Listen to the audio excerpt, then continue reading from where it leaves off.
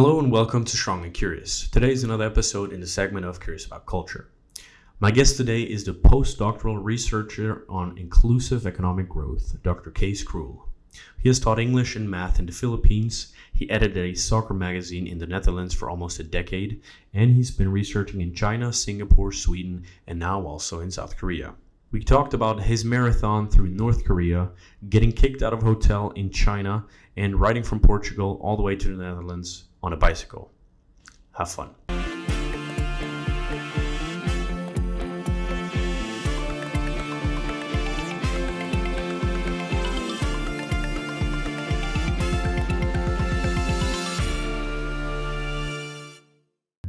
My name is Kees Krul.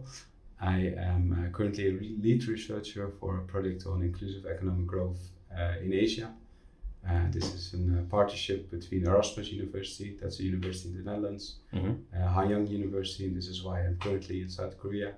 And what's nice about this project is also that we have other partners from society. So we have the Asia Foundation. Yep. The Asian Foundation is quite a big NGO that is originally from the US, but they have offices all over Asia. So it's great to actually have a practitioner in our project as well.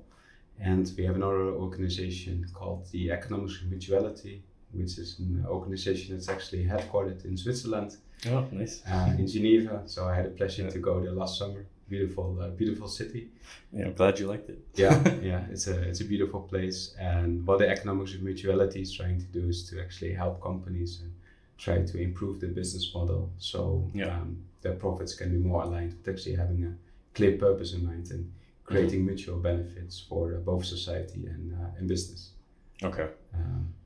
And currently with my project, I'm actually trying to find out if this idea of mutual business is actually also applicable in a very different context from either Europe or the West, which is about Asia, and seeing if actually Asian businesses are receptive to this idea of creating mutual benefits.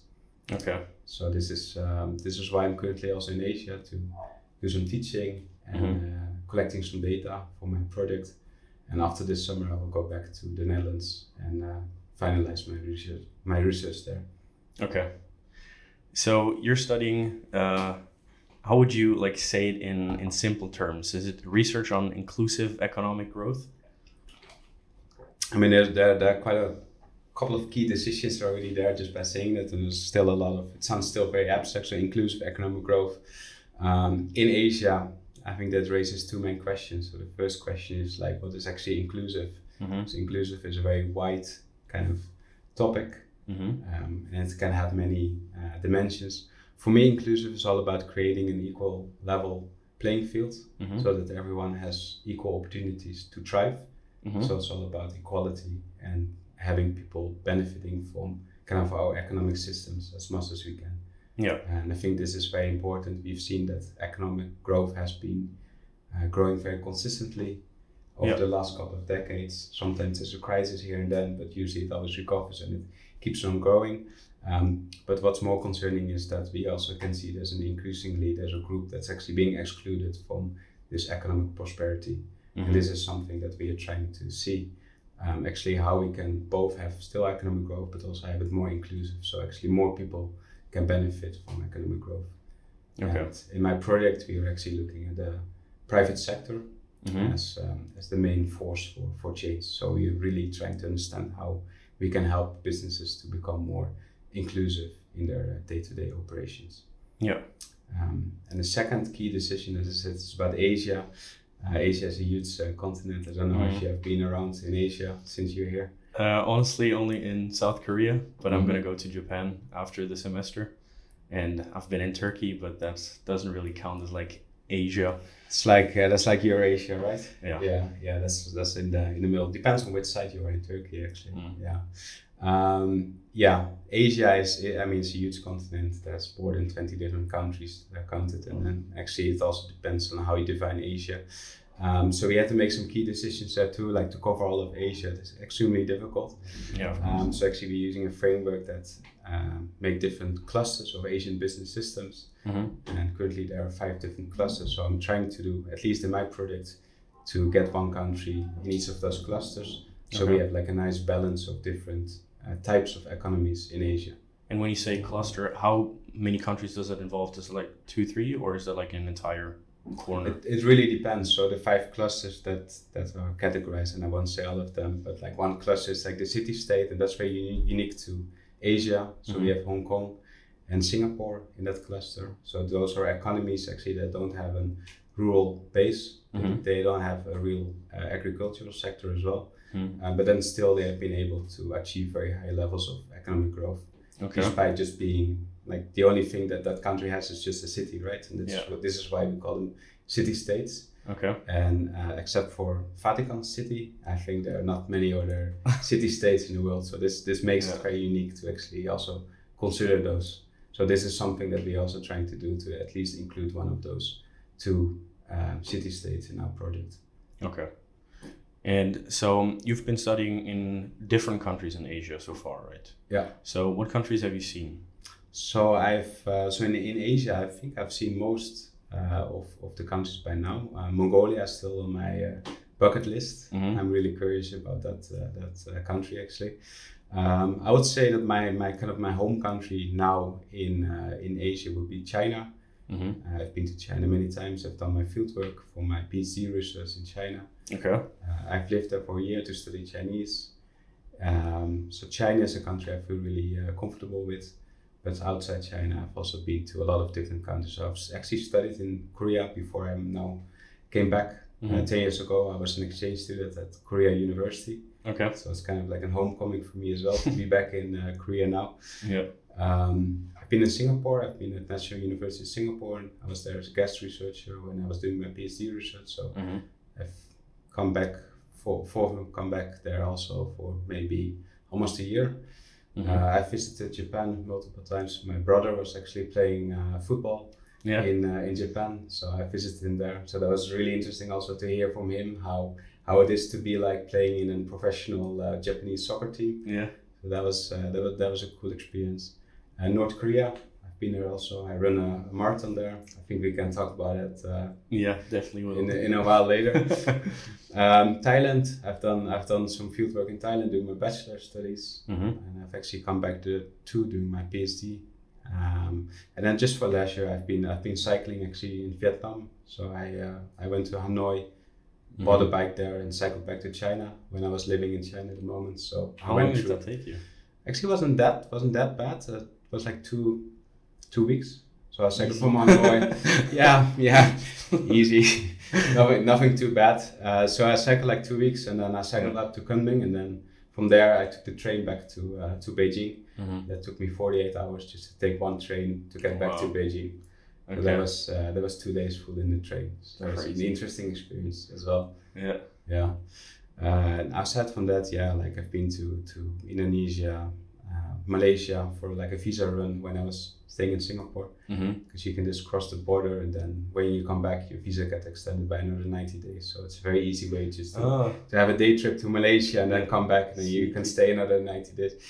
Actually I asked the customs of Singapore, it's like, is this, because it feels very dodgy, right, what I'm doing? And they say, no, like these are the rules, so if you just play by the rules, then that's fine.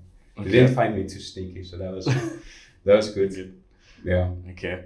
So when you say you studied in the different countries, what exactly does that mean? How do you study for your PhD? Yeah. What does that actually mean? Do you work with companies and look how they're growing in terms of inclusiveness, or how does it look like? Yeah. So for my PhD, it was a little bit different topic as well. So I was looking at land reform. So my discipline is institutional economics, which sounds very complicated, but the way I like to explain this is just we look at the role of institutions, and institutions really can be anything. Usually it's like a law or a certain policy or regulation, but it can also be like cultural norms, so actually things that we have agreed on that are really active in society. And we're trying to find out like actually how those different institutions actually affect economic outcomes. And for my research back then, when I was focusing on China, I was looking at land reform. So also in terms of inclusive economic growth, I think we all know that China has been growing economically really rapidly for the last 4 decades. So ever since the 1980s, economics China's economic growth has been booming. But you can also still see, if you actually go to the countryside, it's still actually a very poor country. That's actually reflected too in per capita growth of the Chinese population. You can still see it's actually quite moderate. Yeah. So GDP as a whole for a nation, it's the second largest economy right now. Okay. But actually per capita, so per person, you can still see it's fairly low. And this is very clear if you actually go to the countryside. So what the Chinese government was trying to do is actually to give people more land, and using that land actually as a means to make a living, maybe grow some crops on your land and sell it on the market. So they were actually giving rights, so property rights to Chinese villagers, and really trying to have give them more means of production to get a basic income. And this is really interesting about China, is that it used to be a communist country, of course, and the whole idea of having private property or private land was kind of a taboo. And you can now see that China is experimenting with that actually. So it's still de facto not private, but actually giving people kind of the private use rights of the land.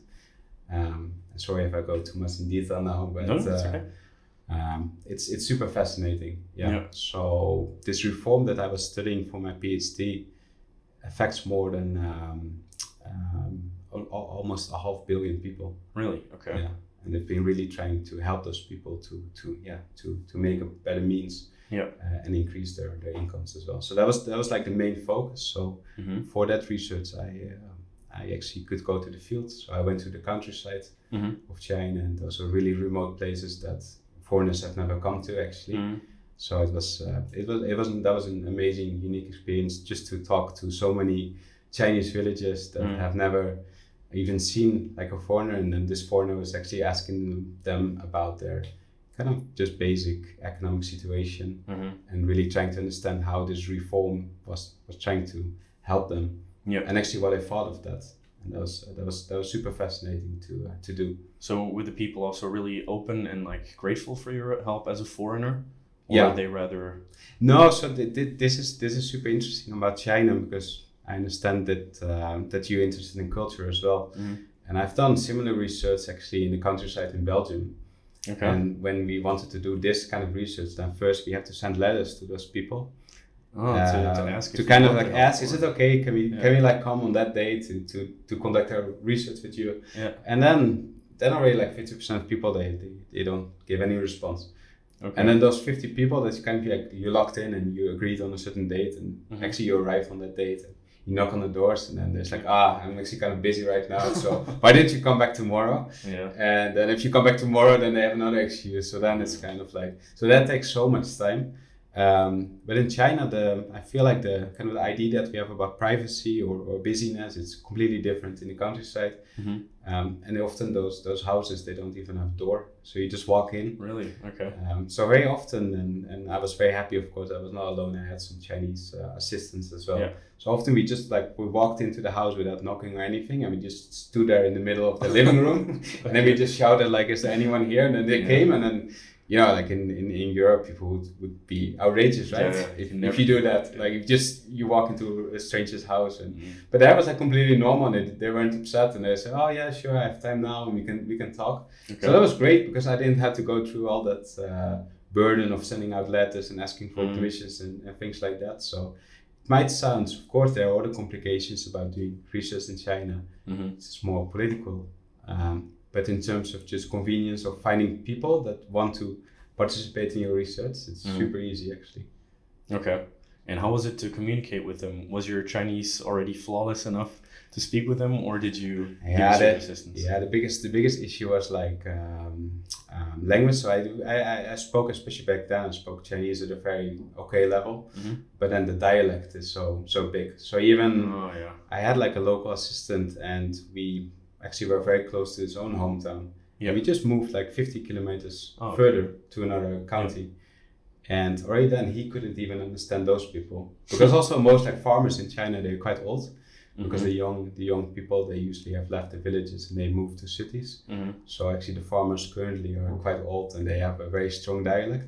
So even as we moved 50 kilometers away, I actually had a local with me, and he even didn't understand like what they were saying. So it's this weird situation because my I was trained in Beijing, which is a very like standard dialect of Chinese, Putonghua. That's people can actually understand that. Yeah. So we had this weird situation that they could understand me, but whenever they said something, I couldn't like really understand them. Okay. So one time I had like we had a local official that we were interviewing, and then actually my assistant, he got a phone call and he had to leave. Interestingly enough, I had no idea what the guy was saying, but I had my questions. So, and I could actually I could ask those questions in Chinese to him. But whenever he responded, I really had a difficult time understanding it. But we were recording it, so there was no problem like on the site actually, because I was still gathering the data. But I was just like going through a script and I was just pretending really hard that I understood them. But actually I didn't understand anything of that. And it was only later that my assistant like kind of transcribed the interview that I could finally realize what that guy was saying. But whenever he took like a long pause, I was like, okay, he's done and I'm ready, just prompting the next question. So it was a very weird kind of interview where, you're not really listening to your respondent. And that's of course one of the biggest mistakes whenever you do an interview. But it worked out, so that was fine. Okay. During your research in Asia, did you ever have like a big problem or something, or just a miscommunication issue that you had to adapt quickly? Yeah. So one of the issues was when I continue about what I just mentioned about my research in rural China. So I was actually looking specifically on forest, like it was about land reform, but then specifically my focus was on forest. And I really wanted to have like a balanced sample where I would cover different areas in China. So some areas actually that had a lot of forest and other areas that had little forest. And for that I used satellite data. And in that satellite data, I could see there were some areas actually there was a lot of deforestation going on. Okay. And of course, if you look at forest land, that's quite interesting, right? Like why is there so much deforestation going on? So I decided then to sample, I wanted to include that specific part where there was so much deforestation. I wanted to include that. So we traveled there actually with my research team.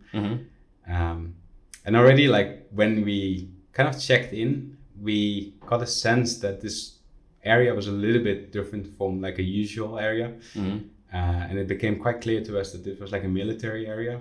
Okay. And when it's a military area in China, that's quite serious. Like you don't want to mess around with that. Yeah. So we checked in, and then I think it took us like 10 minutes when I was just unpacking my suitcase in the hotel room, and then there were like a few knocks on the door. And as I opened the door, there were like suddenly 5 policemen in my hotel room. Really? They were really like inquiring what we were doing. Yeah. So if I remember correctly, we didn't want to mention that we were doing research because that would actually also cause more problems. Okay. You don't want to wake up the sleeping dog. So we were just saying we were just here for some tourism stuff, and we are kind of intrigued by this county. Okay. Even though they kind of accepted that argument, or maybe they actually didn't believe us. I don't know. But they asked us politely to leave. So 10 minutes later. Just 10 minutes after we checked in, we were outside. We were back to the lobby again. We got our money back, and we had to leave. And actually, the police escorted us back to the bus station. So they made sure that actually we were done, and they sent us out of the county. So we could go to another county. Yeah. But at least that's also fascinating about Chinese politics. Is at least that problem was sorted for those guys there. That I wasn't causing an issue there anymore, and that I was in another country after that. They didn't care that much about it. So.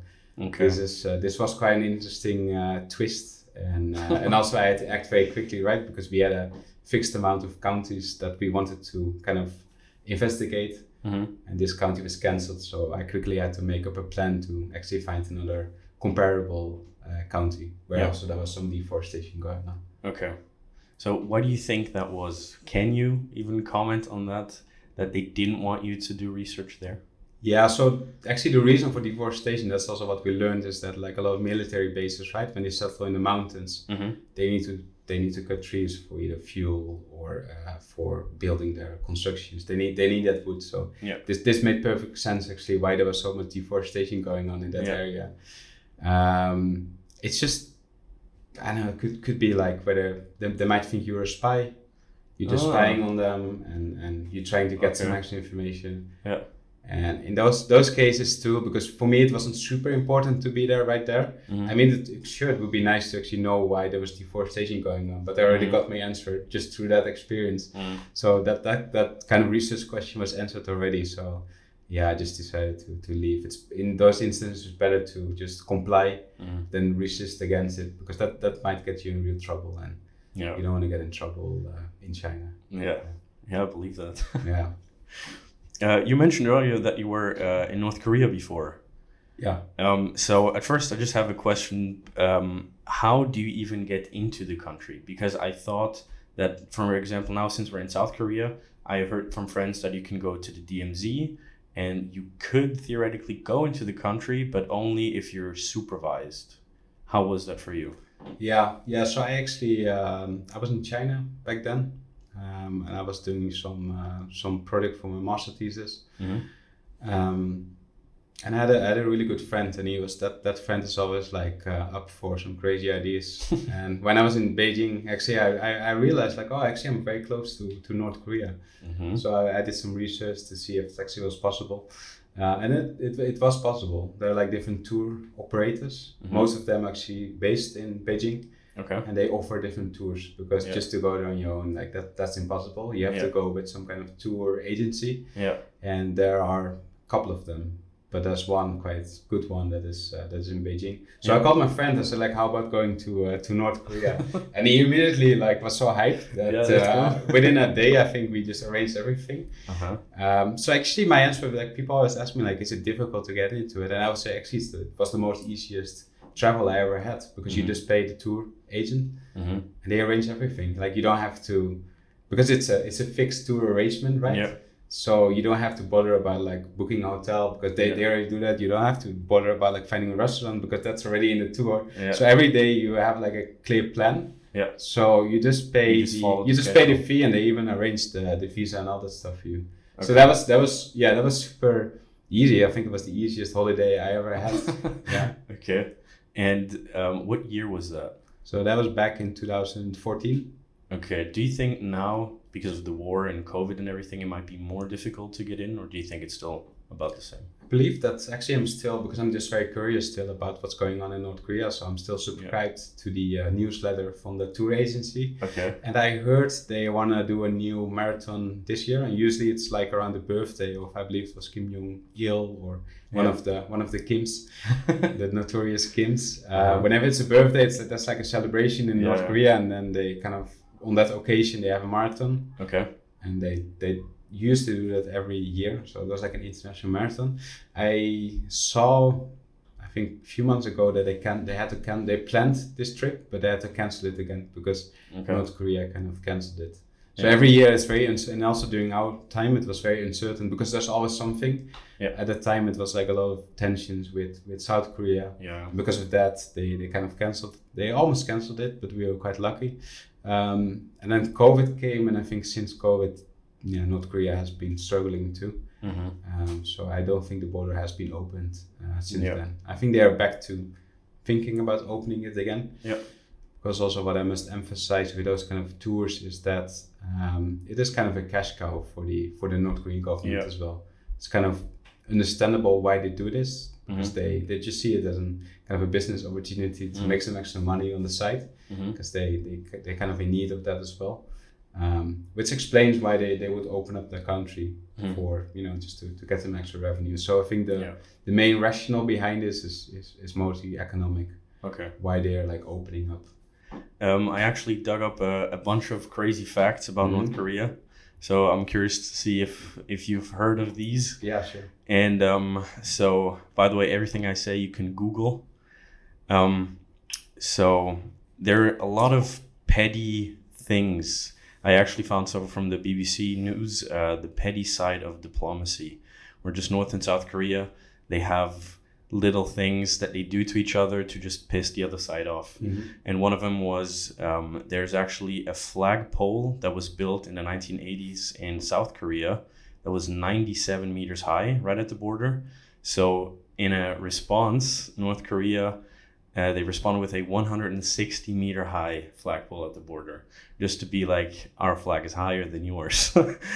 And then they also have a village, and in North Korea it's called Peace Village, but in South Korea they call it the Propaganda Village. And it's a village that's right at the border in North Korea to the side of South Korea. And actually a lot of the buildings are empty and they're just painted on windows. And there are apparently some actors running around playing like happy life, everything's fine over here, just to give like the impression of everything's fine, we're not so strict here. And then there's a couple of other crazy things with loudspeakers. So in North Korea, it's incredibly illegal to consume any other content than North Korean content. So even just K-pop music or videos, you can go to prison or even get killed for consuming such content. So South Korea has huge loudspeakers on the border, and they play just K-pop super loud, so the North Koreans can hear it. So in response, North Koreans built, they also got a ton of loudspeakers, but these are apparently not as good. So in South Korea, you couldn't hear the music from North Korea, but the point is just that the North Koreans can't hear the South Korean music because the North Koreans are just making noise to like block out the K-pop. And there is also a thing called balloon propaganda, where both borders have a history of launching propaganda balloons at each other. So it's like a balloon filled with either biscuits and chocolates and also leaflets where they have information what's going on either side. So the South Koreans are basically telling North Koreans there is life outside of North Korea and it can be good, because since in North Korea they only know what they're told, right? So it's really, they live in a bubble and they have only one channel from the government. Everything is controlled. They have no internet as we know it. And so it's understandable that they couldn't even like imagine life outside of the border. So that's why the South Koreans try to give them just an idea of what's going on the other side. And then what else did I find? There is only a certain number of haircuts that are allowed, and everything else is publicly shamed and is really illegal. There is really no individuality allowed. There's this saying, if a nail sticks out, you hammer it down. So just to make it very clear that that's not an option. And really anything Western, even if it's, Western meaning anything that's not North Korean, can end in months to years in prison camps. And prison camps are usually also end in death even. There's just one story that I'm not sure if that's true. The rest you can Google, but there's this one thing. I heard that there was a case of a house was burning down and the mother ran in to save the children. And then she had to go to prison because she saved her children instead of the picture of the dictator. And then she had to go to prison for that. Insane. And then I don't know if you've ever heard from Yeomi Park. Yeah. She's a North Korean woman who actually managed to escape North Korea through really crazy. She also has a couple of books where she explains it in detail, but it was insanely difficult to get out, and now she's telling the story of what's actually going on. So definitely recommend if you're interested in that. And she has this story where they said that math was made up by white men. They said they proved it wrong by saying if you put one drop of water in your hand and you put another drop of water in your hand, it's not two, it's just one bigger one. That means 1 + 1 is not 2, ergo math is bullshit. That was their entire reasoning. So interesting logic. Yeah. It's just really insane what's going on over there. It's so crazy also for me thinking about it. Like, we're here in South Korea and life is normal, I would say. I mean, we don't have any restrictions like that at all here. But it's crazy to think just a few kilometers up north, it's hell on earth. Yeah. It's so different. Yeah. The interesting thing that I found was that because also like, people have asked me often like, how is life in North Korea, or what was your impression? And of course, like the biggest disclaimer is always that it's kind of true that they want you to see what they will show you, right? Like it's a fixed kind of tour that you will get, and you will see the main thing. So whenever you also speak with someone else who has been to North Korea, you've always been to the same kind of museums, and there's like this war museum that you always go to. Then there's this certain village that they will take you to. It's like kind of some spa resort. So it's like always, it's like the usual kind of portfolio of different attractions that they have made for you. Like there's another tower and stuff like that. But aside from that, it's like I was surprised by how normal life also kind of feels, because in the end it's just like millions of people living there, and sure, they live in a very like absurd political kind of environment, but then back at the end of the day, they're still like normal people who still wanna, who live their daily lives.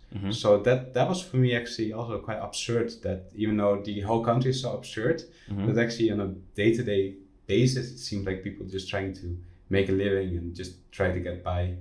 And of course we don't know how much they actually know or how much they're being told. And maybe how much they reflect on whether their life is actually normal or whether that's absurd compared to other countries, because they probably don't have much to compare with, right? Because all the information is just being controlled. So they might just think that they have the most normal life ever, and when they see us as like tourists flocking in, they think like, oh, that they like, we feel sorry for them because maybe they live in absurd living conditions. So that's super interesting. But it's just like, it seems like just normal people trying to get by. It's really just, they only know what they're told.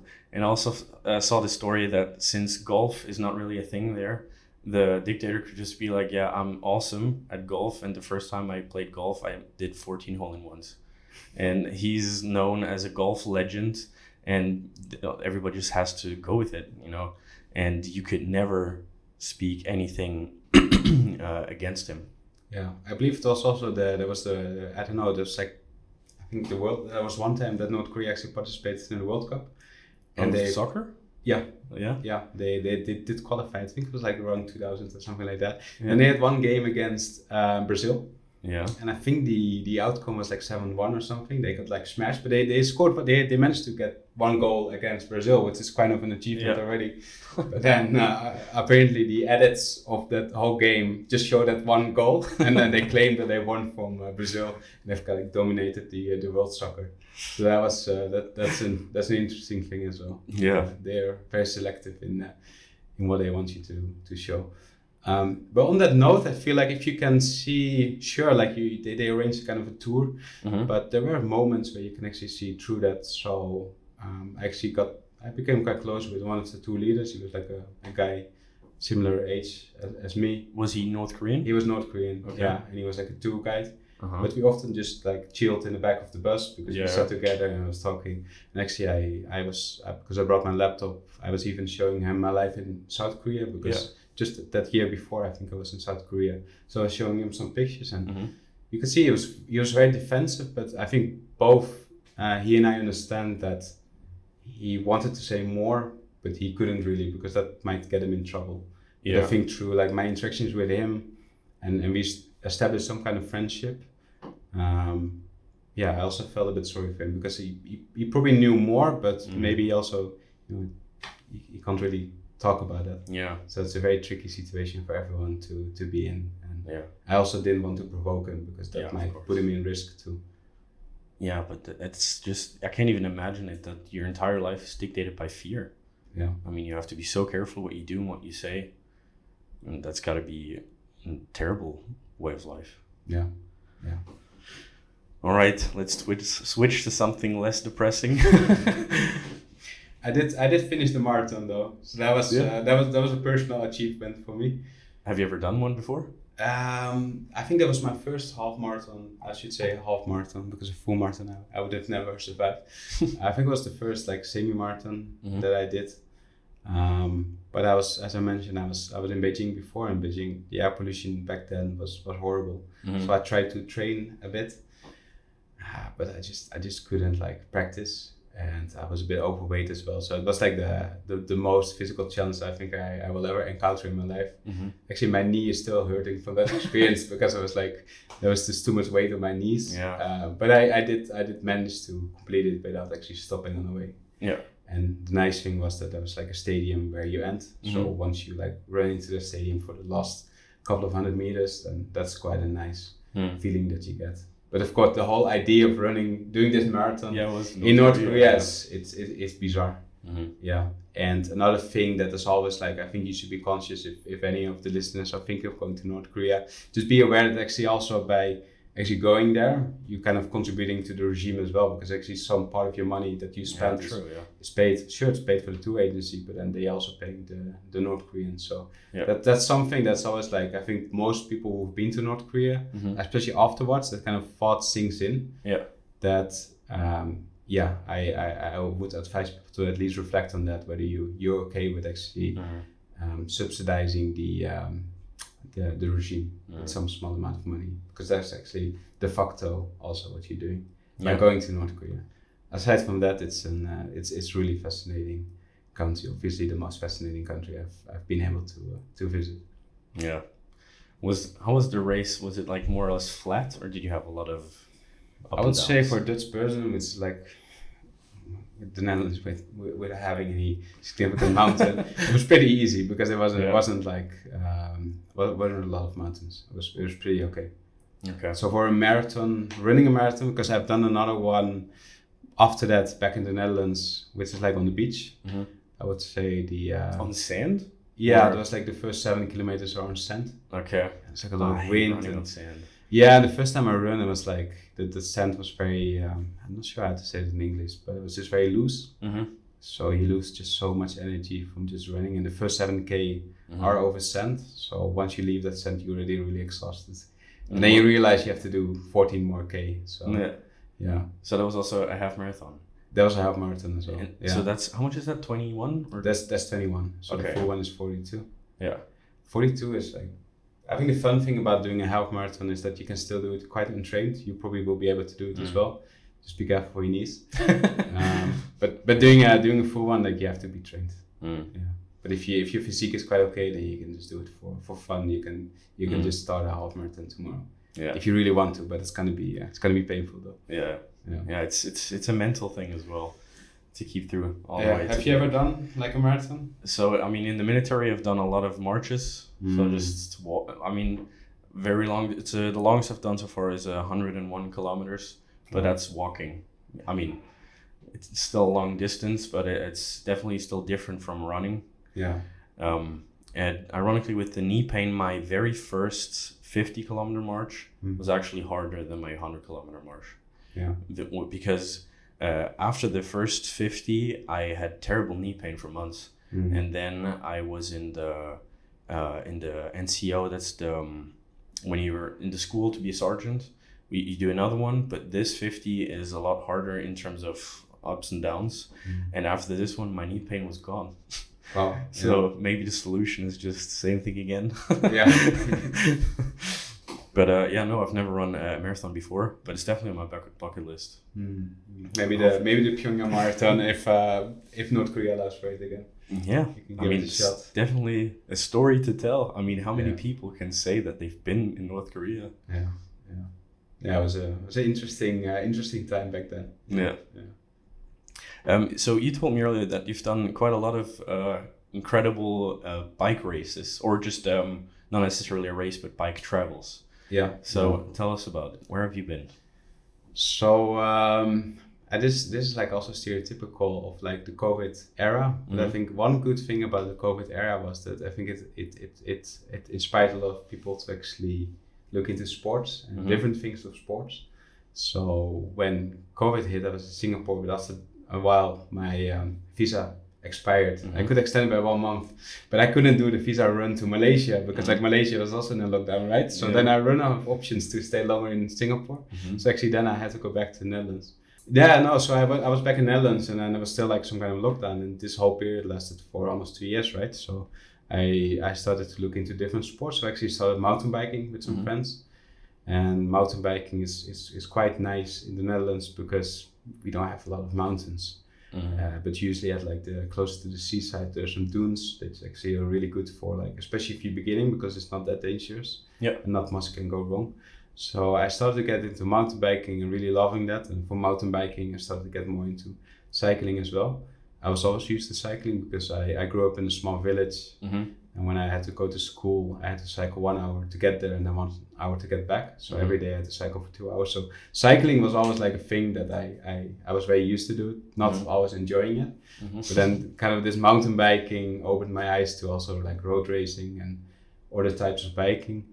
And I've always had this plan to do like a long distance cycling trip. So I asked my best friend whether he was up for some cycling.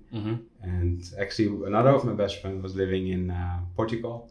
So actually we wanted to go see him by bike to Portugal. From the Netherlands? From the Netherlands, yeah. Wow, So we felt like, okay, we had, because we just had an excuse, right, to cycle somewhere. So I was happy that friend was living in Portugal because he gave us the excuse to cycle to Portugal.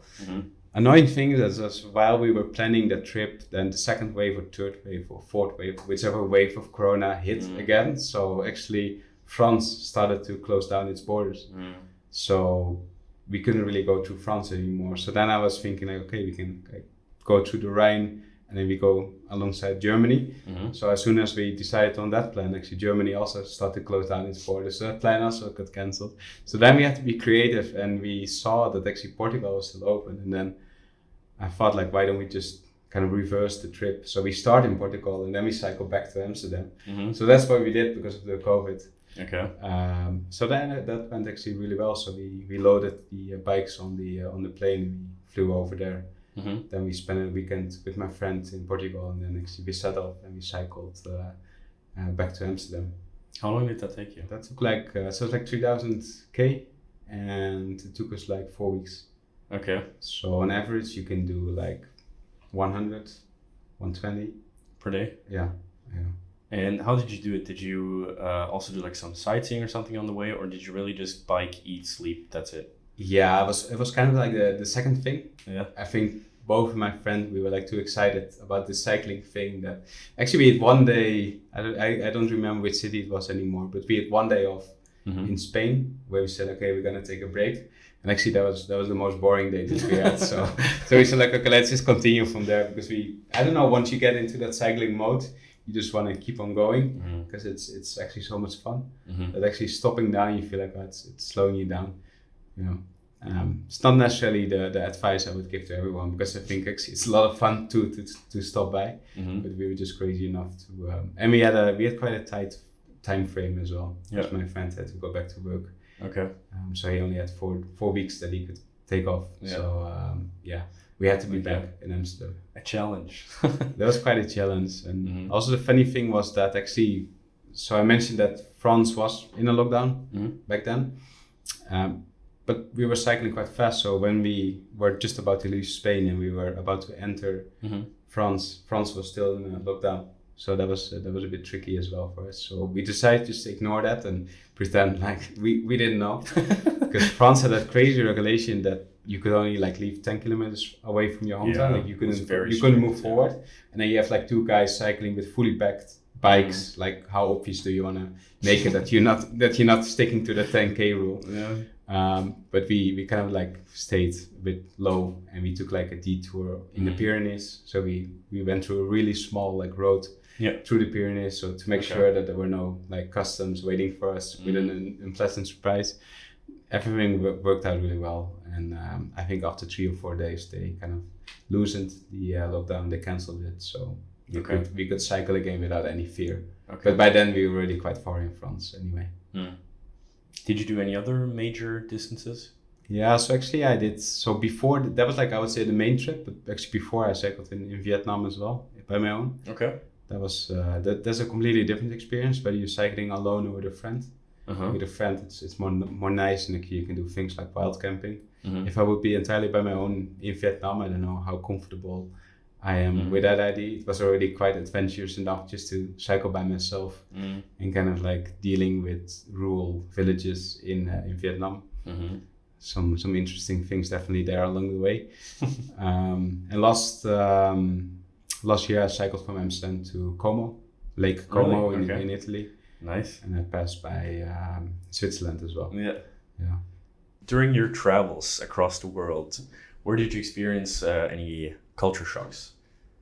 Yeah, I think there's one definitely outstanding example in the travels that I made. That was in South Africa. Mm-hmm. So actually, the funny thing was that I was doing my master's back then in Sweden, Mm-hmm.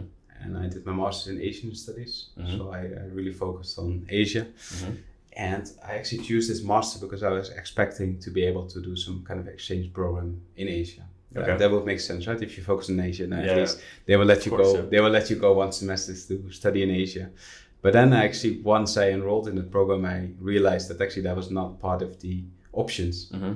And I was kind of upset about that. And then actually I started complaining, not at my own faculty, but at like the international desk of my university. Mm-hmm. And then actually she mentioned like, oh, there's an Erasmus Plus program Mm-hmm. on South Africa. So you can just apply for that and just see how that goes, because you will get a grant for that. Mm-hmm. So it was like a random, I don't know, like Monday night or something. I had nothing to, and the deadline was just the next day. So I was just thinking, okay, let's just do it quickly. Like, Mm-hmm. why not just give it a shot? So it was a very long shot, because someone studying Asian studies and then going to South Africa, that doesn't necessarily Not very close, yeah. that doesn't necessarily make sense. But so I of course I forget about the application, and then a few months later I got suddenly a notification that actually I was selected for the program. Mm-hmm. The problem was that it was such a like last minute job actually for my application. I didn't have time to actually go through all the different universities that were on the list, so I just randomly picked one. And actually it was more about agriculture, Mm-hmm. which at the time was and still actually super interesting. But I also meant it was like a rural university, so only when I got that notification I had to double check actually which university I applied for. Mm-hmm. And then I found out that it was the University of Fort Hare, Mm-hmm. which is actually used to be a very good university with Nelson Mandela as one of the Really? alumni. Yeah. Okay. So it was really cool actually to be back at kind of the university where Nelson Mandela once also walked around. But since then it had kind of had its own issues. So the university now isn't performing that well anymore. But of course, little that I know. So I just landed there without knowing much about South Africa in general, or Africa in general. And it was a very rural campus, Mm-hmm. so it was really far away from all the bigger cities and bigger universities as well. So it was just a campus with about 2,000 students. Mm-hmm. And as soon as I landed, I realized that I was the only white student there. So there were like 2,000 mostly black students, Yeah. and I was the only white The student only there. one. Yeah, the only one, because it was like Yeah. such a rural campus. Mm-hmm. So that was definitely the most culture shock I probably will ever get in my life as well. Because Mm-hmm. whenever I walked on the campus, people would always notify me, and they would Yeah, always of like course, yeah. greet me or say something like that. So everyone just knew me, and that was a lot of fun in the beginning. But sometimes you just want to walk and kind of be anonymous, Yeah. right? But at that campus, you can never do it. So whenever I walk to the gym or something like that, I had like my secret routes that I would take to see as little people on the way, because they will always like come to me and Yeah. talk to me, which is great. But then sometimes you just wanna get your shit done. Mm-hmm. But it was also beautiful experiences. Like I joined this football team with like Zimbabweans, and they would call me like Mlungu, which is a specific term for like white guy, or maybe I don't want to know the exact meaning of that, but it was an interesting term. Beautiful, really beautiful memories, and really super fascinating just to be in such a different world, Mm-hmm. and how people are just doing things Mm-hmm. in such a different way. So that was by far the biggest culture shock that I experienced. Yeah, I believe that. You also said that you've been in the Philippines before. You Yeah. actually were teaching there, right? Yeah. So that was in a gap year once. So actually, every time I started a new study, I like to do like a gap year just to do some more experience and actually try to find out what I really want to do, and whether the master or bachelor what I'm gonna apply for actually makes sense. So that year was between my bachelor and my master's, and I was still kind of figuring out what I wanted to do. So I decided to get some extra experience. So I applied as a volunteer, and then I came to the Philippines. So I stayed there for 2 months, and I was doing there some volunteering as an English teacher, and I was doing some mathematics as well. And I was at a school, or if you can call it a school, just a very small kind of school in one of the slums of Manila. Okay. So that was a pretty interesting experience as well. Yeah. Witnessed a lot of bad things too, like people just walking around there being very poor, and like one of the issues back then, I don't know if it's still an issue now, was like people were like smelling glue because they didn't have access to any drugs or something. And then kind of glue would make them high. Yeah. But of course, it's super toxic to smell kind of that. Yeah, to sniff glue. Yeah, that's not very healthy. No, that's not that's not very healthy. I wouldn't recommend that if I was a doctor. Yeah. But it was great as well. Like what I realized there was that sure, poverty is a big issue, but they're quite rich in social capital. So whenever I actually came back to that slum, people would recognize me, and they knew what I was doing. They would be so friendly. Okay. For some reason, they always call you Joe. So any white person that they see, it's called Joe. Yeah. So they will always shout like, "Hey Joe!" So whenever I was walking, like they will always like shout, "Hey Joe," to me. So I really had beautiful memories of that experience, and definitely helped me to grow a lot and really understand a bit better that perspective. What grade did you teach? Like how old were the kids? Oh, the kids were like super young, so like 6, 7, 8 years old, I think. Okay. So in your teaching experience, what would you say, do you feel any difference as a teacher if it's like in a university, for example, here now in South Korea, in comparison to Europe or in the other Asian countries?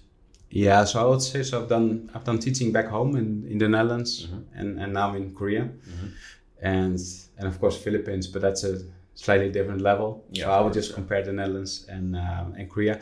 I would say in Netherlands. I would say in Korea it's quite nice to teach because you do get a lot of respect that Dutch students, and apologies for the Dutch students who are listening right now, are not giving. So you get I don't know, that there's more respect. The students also, they tend to be more responsive, more attentive. So when I was teaching in the Netherlands, like a lot of students, they were on the phones, and my teaching policy is kind of like, I'm here for you to learn. If you want to learn, then sure, use me. But I'm not going to force students to like stay away from the phones or something like that. It's really like we are all old enough to know what we want. And if you think being on your phone at that time is more important, then I'm not going to be the one who says anything about that. And that's what I experienced much more back in the Netherlands, that students, they didn't seem much engaged.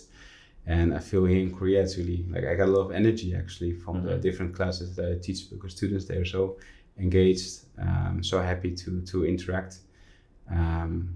And another nice side thing is that here they would call you professor, which makes me look very very nice.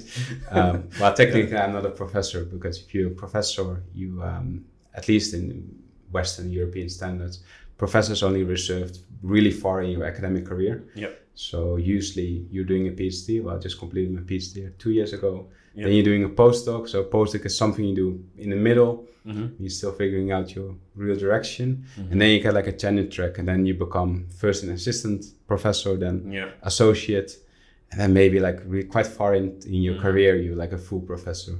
Yeah. And here I'm being called professor already. And of course, that's something I'm not going to correct the students on. I'm just going to enjoy that moment for a while, because I know once I go back, then I don't get the same name anymore. Yeah. What do they call you in the Netherlands? They would just call you by first name, I think, or second, or surname. Yeah. Okay. Finally, what would you say is like the most important lesson or thing that you learned through your studies and your travels throughout the world? Oh, that's a deep question. Yeah. I wasn't prepared for that question, so let me see if I can come up with something. I would say to be. I mean, it sounds cliche, but I think it's really important to stay open-minded. Keep on empathizing with different people, different people's life situation. I think nowadays we are into a trend where we want to see things black and white. We want to have like clarity, right? We want to know if that person is good or if that person is bad, or if that idea is good or bad. It has become very binary. We just want to make an easy distinction, because I think we have been more and more struggling to deal with really complexity. And as a way, because I think our lives are changing really fast with the advent of technology. Now ChatGPT, I think, is going to be another really huge life changer. And it makes us all more convenient. Like, I'm also using ChatGPT now, and if I have some complexity, I'm just going to ask ChatGPT and it will give me a very clear answer. Yeah. So I think over time we as humans have grown less accustomed to really deal with really hard complexity, and we've grown more lazy. So we just want to know, is it a 1 or is it a 0? It's very binary. And I think in this era, it's so important to really try to kind of understand the different shades of gray. So all the space that's between a 0 and a 1 can tell us so much more about why people make certain decisions. And I think we really need that kind of to keep a harmony also as humankind, or as a harmony. So I would say that, just staying curious. Actually, I think this is a nice conclusion for this podcast as well. I think curious is so important, because we tend to grow less curious actually over time, because we have become, there's so much things being thrown at us that it's difficult to stay curious actually. Yeah. So I think staying curious and actually embracing complexity, and embracing challenges that you never heard of or you can't understand, but actually trying to dig deeper and trying to make sense of it. I think that's what we need. Okay. That's a really great answer, considering that you didn't have much time to prepare for it. So stay curious. Yes, stay curious. So usually I have a quote at the end of the podcast with like a little advice or something, but I think that was already it. Just everything you said, quotation marks. Perfect. Yeah, and stay strong as well on the side, right? Exactly, yeah. To hit the gym, actually. Yeah. Okay, so thank you very much again for taking the time. It was a real pleasure talking to you. Thanks a lot for having me. I really enjoyed it.